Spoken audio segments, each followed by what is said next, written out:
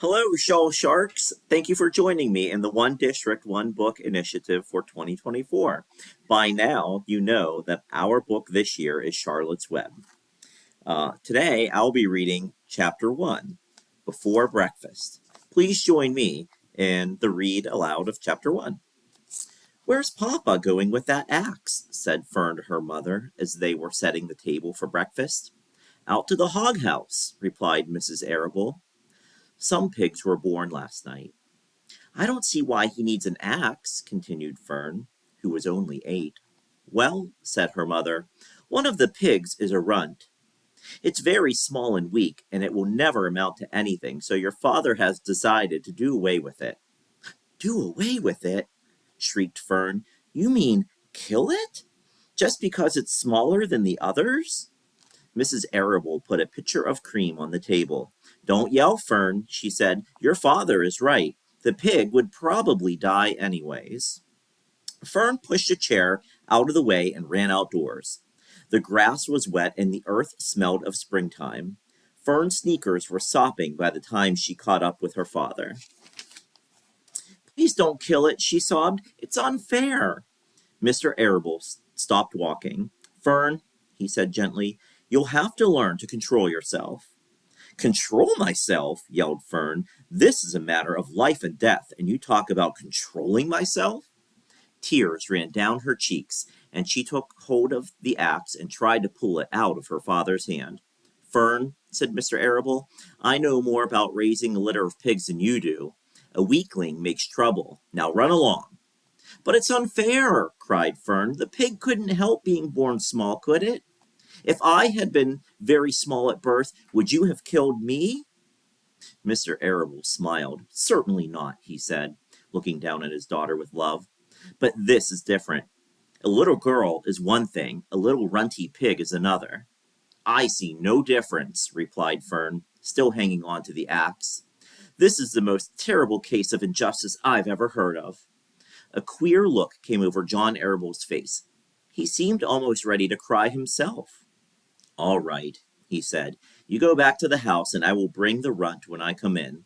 I'll let you start it on a bottle, like a baby. Then you'll see what trouble a pig can be." When Mr. Arable returned to the house, a half an hour later, he carried a carton under his arm. Fern was upstairs changing her sneakers. The kitchen table was set for breakfast, and the room smelled of coffee, bacon, damp plaster, and wood smoke from the stove.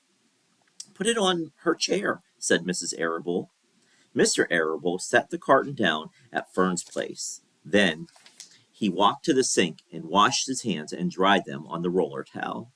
Fern came slowly down the stairs. Her eyes were red from crying. As she approached her chair, the carton wobbled, and there was a scratching noise. Fern looked at her father. Then she lifted the lid of the carton. There, inside, looking up at her, was the newborn pig. It was a white one. The morning light shone through its ears, turning them pink. "He's yours," said Mr. Arable, "saved from an untimely death, and may the good Lord forgive me for this foolishness." Fern couldn't take her eyes off the tiny pig. "Oh," she whispered, "oh, look at him. He's absolutely perfect." She closed the carton carefully. First, she kissed her father, then she kissed her mother, then she opened the lid again, lifted the pig out, and held it against her cheek. At this moment, her brother Avery came into the room. Avery was 10. He was heavily armed, an air rifle in one hand, a wooden dagger in the other. "What's that?" he demanded. "What's Fern got?"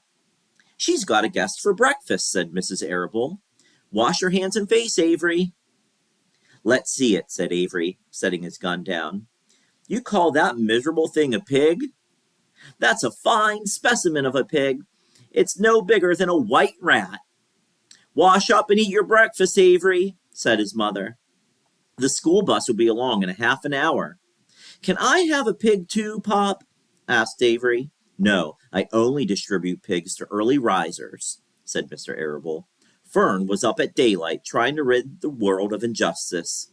As a result, she now has a pig. A small one, to be sure, but nevertheless a pig. It just shows what can happen if a person gets out of bed promptly.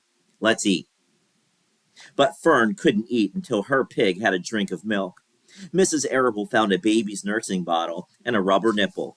She poured warm milk into the bottle, fitted the nipple over the top, and handed it to Fern. Give him his breakfast, she said.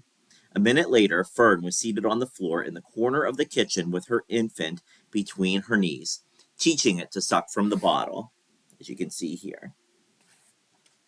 The pig, although tiny, had a good appetite and caught on quickly. The school bus honked from the road. Run! Commanded Mrs. Arable, taking the pig from Fern and slipping a donut into her hand. Avery grabbed his gun and another donut. The children ran out to the road and climbed into the bus. Fern took no notice of the others in the bus. She just sat and stared out the window, thinking what a blissful world it was and how lucky she was to have the entire charge of a pig. By the time the bus reached school, Fern had named her pet, selecting the most beautiful name she could think of. Its name is Wilbur, she whispered to herself. She was still thinking about the pig when the teacher said, Fern, what's the capital of Pennsylvania? Wilbur, replied Fern dreamily. The pupils giggled. Fern blushed.